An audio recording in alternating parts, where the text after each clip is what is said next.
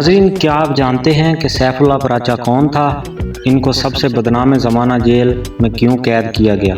सैफुल्लाह पराचा को किस वजह से गिरफ्तार करके जेल में कैद कर दिया गया? इन पर बेईमाना तशद्दुद क्यों किया जाता?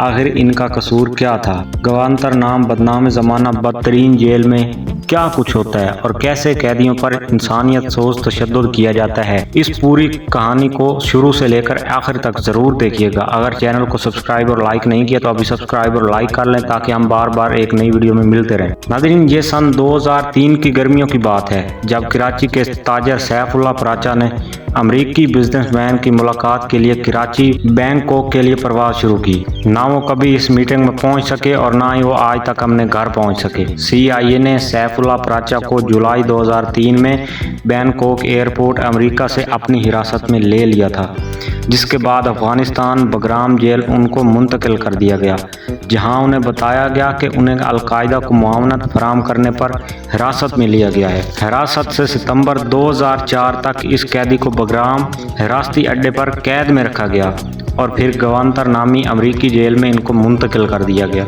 जहां वो 17 साल कैद रहने वाले वाहिद कैदी थे जिन पर ना कोई जुर्म था और ना ही उन पर कोई मुकदमा चलाया जा रहा था।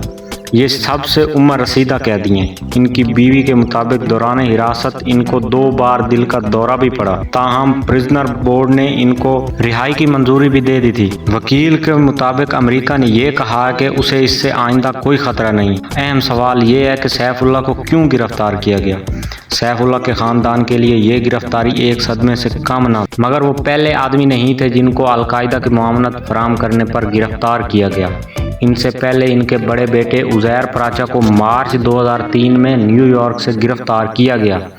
उज़ैर पराचा की गिरफ्तारी के बाद बताए गए राज ही उसके वालिद सैफुल्लाह पराचा की गिरफ्तारी की वजह बने। उज़ैर पराचा पर यह इल्ज़ाम था कि उन्होंने अलकायदा के रुकन माजिद खान और अमाराल बलोची को दहशतगर्दी के लिए मुआवनत फराहम की है। उज़ैर ने कहा कि उन्होंने माजिद खान के कुछ कागजात के असूल में मदद ज़रूर की, मगर वो नहीं जानते थे कि माजिद खान और अमाराल बलोची जो है उनका ताल्लुक अलकायदा से है। जब उज़ैर पराचा को गिरफ्तार किया गया तब उनकी उम्र 23 साल थी। उज़ैर पराचा और उसके वालिद सैफुल्लाह पराचा दोनों अमरीकी शहरियत के हामिल भी थे और अमरीका में कारोबार करते थे। उज़ैर पराचा का रहन सहन और हुलिया मॉडर्न था। उन्होंने कई बार अमेरिका का सफ़र किया और कराची के निजी स्कूल से तालीम हासिल की, जो कि एक हाई लेवल का स्कूल था। उज़ैर पराचा ने दौरान तफ्तीश बताया कि उसने माजिद खान की मदद अपने वालिद के कहने पर की थी।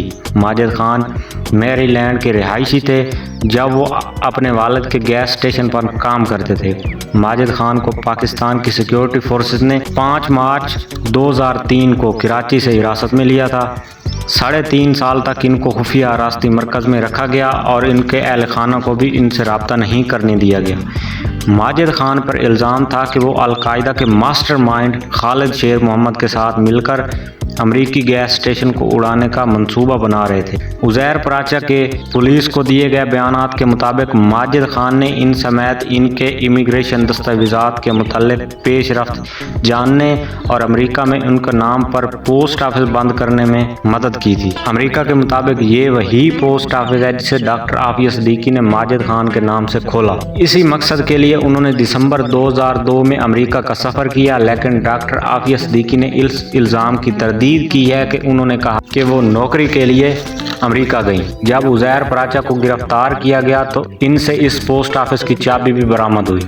इसके अलावा माजिद खान ने उज़ैर को अपना क्रेडिट कार्ड इस्तेमाल करने को कहा और बैंक अकाउंट में पैसे जमा करवाने को भी कहा। इसका मकसद ये तासुर देना था कि माजिद खान अमेरिका में है, ताहम उज़ैर को ये दोनों काम करने का मौका नहीं मिला था। उज़ैर पराचा पर अमाराल बलोची से ताल्लुकात का इल्ज़ाम भी लगाया गया था।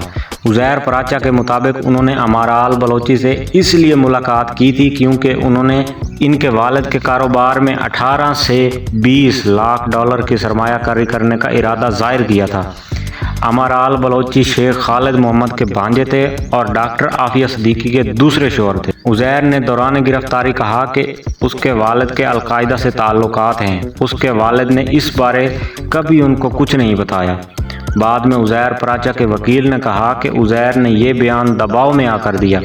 سیف اللہ پراچا اور عزیر پراچا دونوں نے کہا کہ ہم نے ماجد خان اور امارال بلوچی کی مدد ضرور کی ہے، مگر وہ دونوں نہیں جانتے تھے کہ ان کا القاعدہ سے تعلق ہے یا نہیں ہے۔ 2006 کو امریکی عدالت نے عزیر پراچا کو القاعدہ کی مدد کے جرم میں 30 سال سزا سنائی۔ 2018 میں اسی عدالت کے جج نے سارے معاملات کو کل عدم قرار دیا اور ٹرائل کو ایک نئے سرے سے شروع کرنے کا اندیہ ظاہر کیا۔ امریکی حکومت نے یہ کہا کہ وہ اس کیس میں عدالت کی کوئی مدد نہیں کر سکتی اور عزیر نے امریکی شہریت چھوڑنے کی رضامندی بھی ظاہر کی تھی، لہذا حکومت مزید وقت اور وسائل اس پر خرچ نہیں کر سکتی، جس کے بعد عزیر پراچا کو 2020 میں رہا کر کے پاکستان بھجوا دیا گیا۔ اب سوال یہ ہے کہ سیف اللہ پراچا پر دہشت گردوں کو معاونت فراہم کرنے کا الزام کیوں لگا؟ سیف اللہ پراچا کا شمار کراچی کے کامیاب بزنس مینوں میں ہوتا تھا۔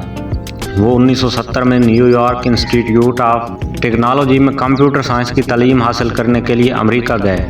وہ اپنی پڑھائی تو مکمل نہ کر سکے، مگر انہوں نے اپنے بھائی کی مدد سے نیو یارک میں گلوبل ٹریولنگ ایجنسی لانچ کر لی اور 13 سال امریکہ میں گزارے اور امریکہ میں ہی ان کی ملاقات اپنی اہلیہ فرح سے ہوئی اور 1979 میں ان کی شادی ہوئی، جس سے ان کے 4 بچے ہیں۔